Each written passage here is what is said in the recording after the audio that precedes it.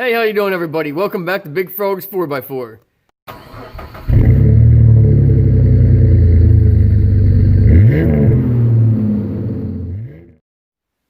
My body filler of choice was this Bondo Professional Gold, only because it adheres basically to anything and everything, all different materials.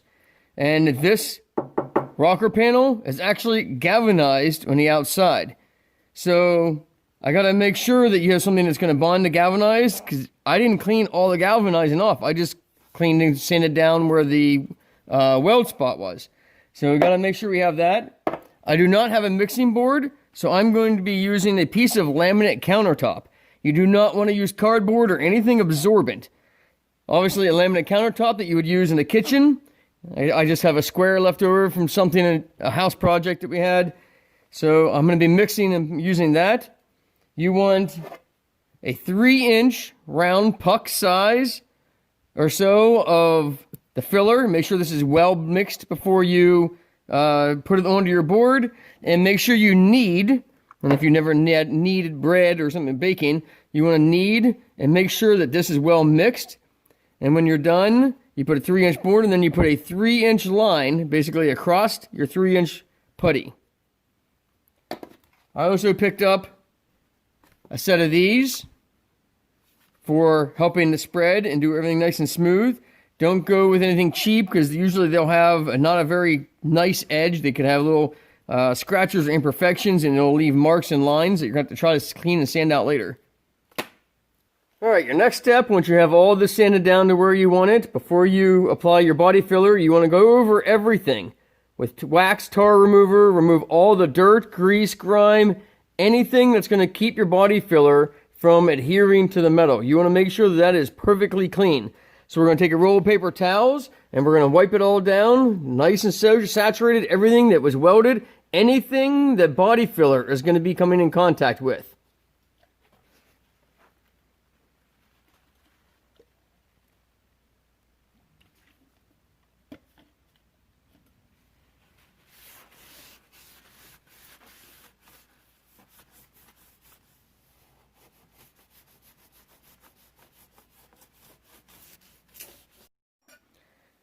Alright, I'm going to be starting with this old screwdriver that the tip's been broke off and ground down a few times. This is kind of my pound-on screwdriver here at home.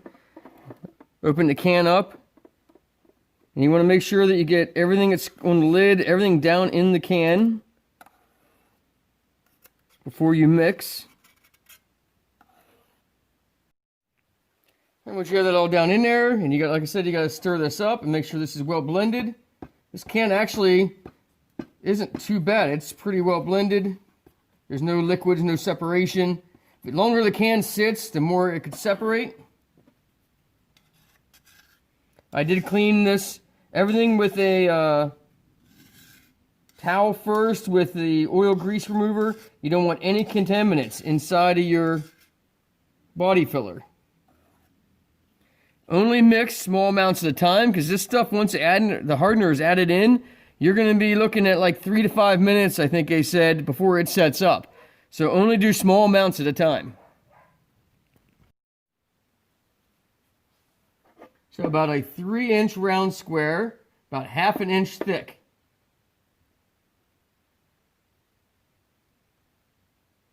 Is the most you want to do at one time.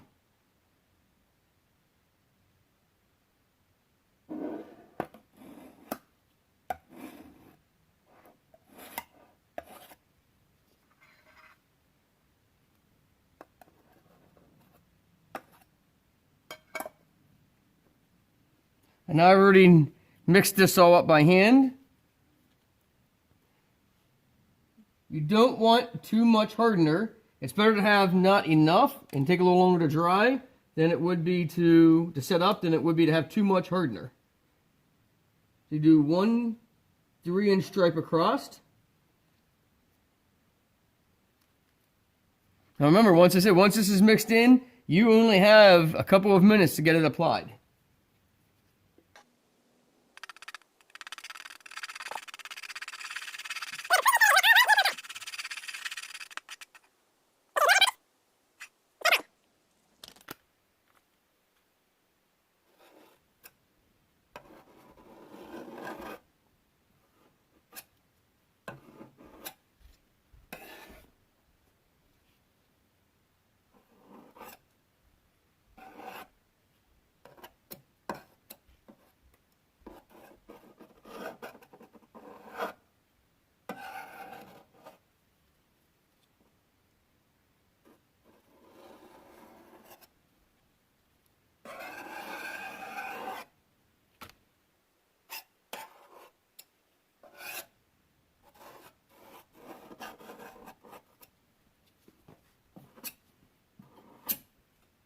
you do a decent job of sanding down, welding, and grinding, it's not going to take a lot of filler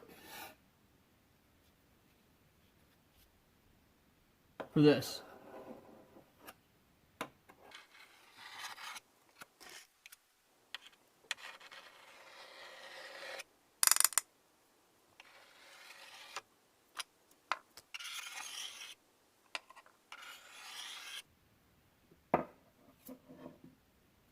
It's already starting to set up.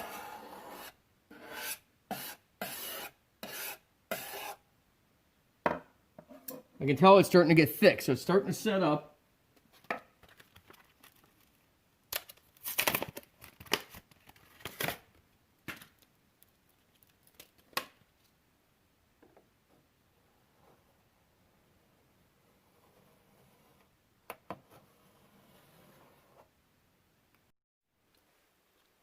All right, when you're doing small areas, so this is my first time working with body filler like this, and 6 minutes. I'm not kidding, 6 minutes since I turned the camera off last, and this is completely wasted.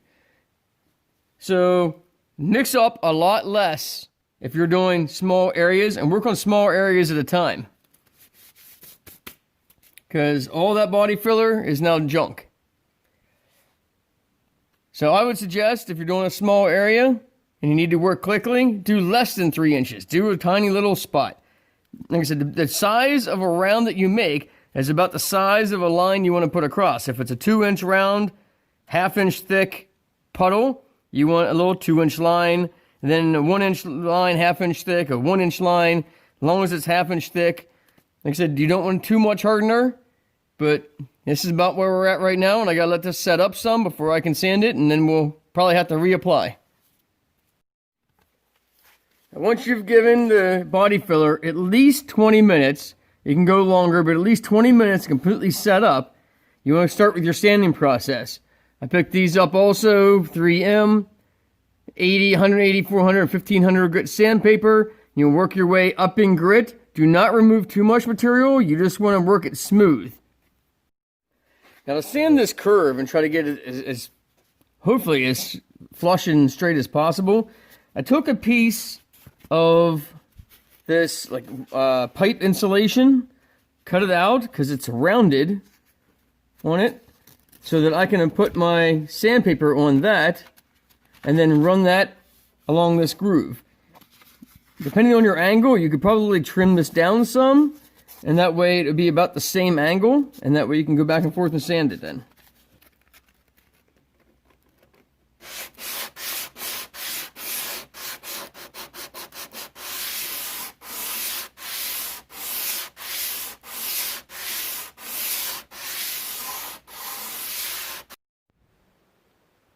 Once everything is clean, then you can masking tape and then come along with your primer and prime everything up and let it dry. Now with any primer, you want to make sure that you spray even coats, don't put it on too heavy.